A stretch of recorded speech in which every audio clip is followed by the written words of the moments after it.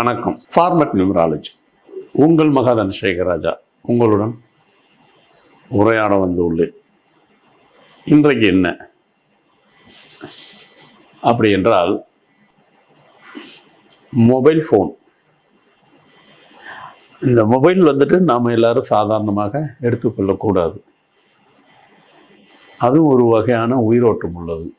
Race இருக்குது, ஒளி கதிர் அலைவீச்சு இருக்குது. இதுக்குள்ள இல்லை என்று யாரும் மறுத்து விட முடியாது. அதுக்குள்ள அவ்வளோ ஒளி, அதில் அதாவது மனித சக்தியை விட அந்த ஒளியாட சக்தி அதிகமாக இருக்கும். ஏன்னா நீங்கள் அதை பேசும்போது காது கிட்ட கொண்டு போங்க, அந்த காது சூடாகிறது. அப்போ எவ்வளோ ரேஸ் இருக்கும், எவ்வளோ பவர் இருக்கும். கண்ணுக்கிட்ட எடுத்துகிட்டு போங்க, அவ்வளோ தெரியும். இதுக்கு மேலே இருக்குது ஜவு அப்படி வச்சு பாருங்கள், தெரியும். அப்போ அவ்வளோ உயிரோட்டம், அவ்வளோ பவர் இருக்குது. இந்த மொபைலில் உங்களுக்கு ஒரு நல்ல காரியம் நடக்கணும் அப்படி என்றால் மொபைலிலே நீங்கள் ஸ்டோர் பண்ணி வைக்கலாம். இன்றைக்கு எனக்கு நான் செல்கிற காரியம் நல்லபடி நடக்கணும் அப்படின்னு ஸ்டோர் பண்ணிக்கிங்க. அதை தினமும் செய்யுங்க. நீங்கள் எதை நோக்கி போகிறீங்களோ, எதுக்காக போகிறீங்களோ, இப்போ ஒரு காரியத்துக்காக போகிறீங்க, இதுக்கு முன்னாடி பல வருஷம் போயிருப்பீங்க, அதை விட்டுருங்க. இப்போ தொடர்ந்து போக வேண்டிய ஒரு கட்டாயத்துக்கு போகிறீங்க.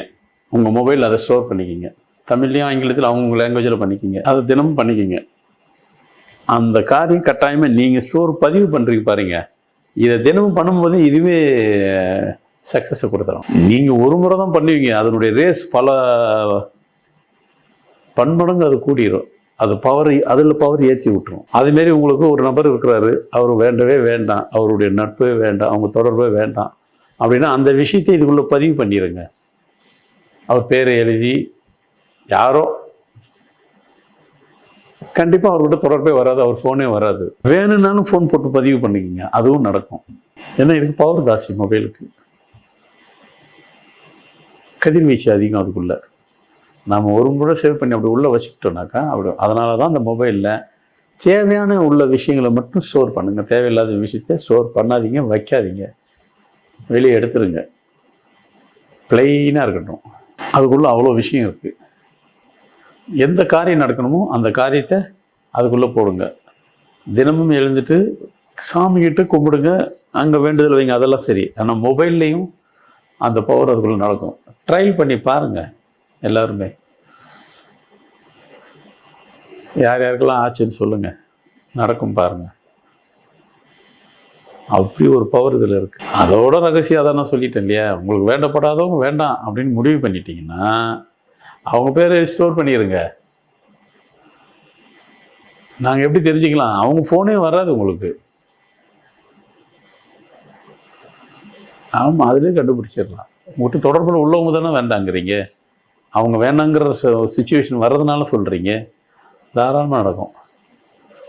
வேணுன்றவங்களை பண்ணணுமா, அதுவும் பண்ணுங்க. ஏன்னா உங்கள்கிட்ட கான்டாக்ட் உள்ளவங்க தானே அவங்க. கொஞ்ச நாள் அவங்க உங்கள்கிட்ட பேசாமல் கூட இருக்கலாம். இப்போ அவங்க வேணும், போடுங்க, பேசுவாங்க, நடக்கும். அப்போது மொபைலில் அப்படி ஒரு அபார சக்தி, அபூர்வ சக்தி ரெண்டும் இருக்குது அதுக்குள்ளே. இதில் நீங்கள் இப்போ பாசிட்டிவாக எடுத்துக்க வேண்டியது, தினமும் அன்றாட செய்வது. உங்களுக்கு அன்றாட தினம் காரியங்கள் நடக்கணும். முதல்ல அதை செய்யுங்க, அந்த ட்ரையல் பண்ணுங்கள். அதை செஞ்சுக்கிட்டே இருக்க, அது பாட்டு அது டெய்லி நடக்கும். எனக்கு இன்னும் இந்த காரியம் நடக்கணும், ஸ்டோர் பண்ணி வச்சிடணும்.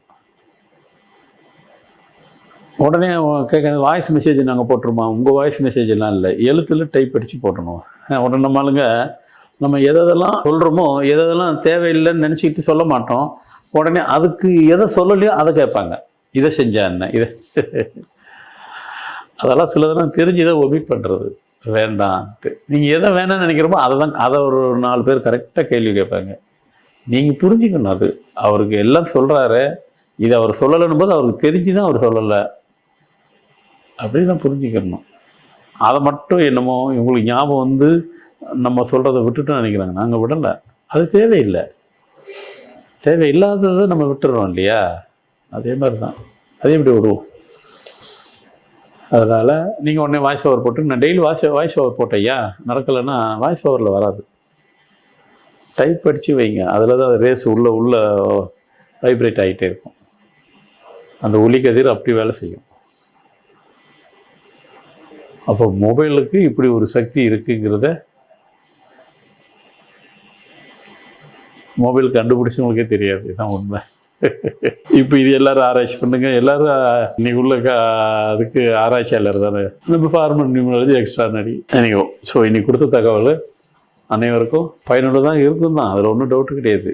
காரணம், இப்படி ஒரு செய்தியை யாருமே சொல்லப்படாத ஒரு ரகசியம், யாருக்குமே தெரியாத ஒரு ரகசியம். அதுக்குன்னு நீங்கள் செய்கிறதெல்லாம் ஆக்கப்பூர்வமாக செய்யுங்க. இது எப்பவுமே நீங்கள் ஒவ்வொரு மனிதனையும் சொல்கிறேன், நல்ல விஷயங்களுக்கு ஒரு விஷயத்தை பயன்படுத்துங்க. தவறான விஷயத்துக்கு யாருமே போகக்கூடாது, யாருமே அதை பயன்படுத்திக்கூடாது. அது வேலை செய்யாது. அது உங்களுக்கு இயற்கையினுடைய இதுவே நல்ல விஷயத்துக்கு தான் நமக்கு உதவிகரமாக கூடயே இருந்து சப்போர்ட் பண்ணோம். நம்ம பவரோடு அந்த பவர் சேர்ந்துட்டு வேலை செய்யும். இயற்கைக்கு அப்பாற்பட்டதை நம்ம செய்ய வரும்போது அது நடக்கல, அதெல்லாம் செய்யாதீங்க, முயற்சியே பண்ணாதீங்க. உங்களுக்கு ஆத்மாத்மா உள்ள ஒரு விஷயங்கள் நடக்கணும், ஆத்மாத்மா உள்ள ஒரு விஷயங்கள் செயலாக்கணும், அதை முடிக்கணும், அது நடந்து ஆகணும் அப்படிங்கிற ஒரு சூழ்நிலையில் தான் இந்த மாதிரி விஷயங்களை நீங்கள் பயன்படுத்திக்கணும். ஸோ நிச்சயமாக இந்த தகவலை அனைவருக்கும் பயனுள்ளதாக இருக்கும் என்று நம்புகிறேன்.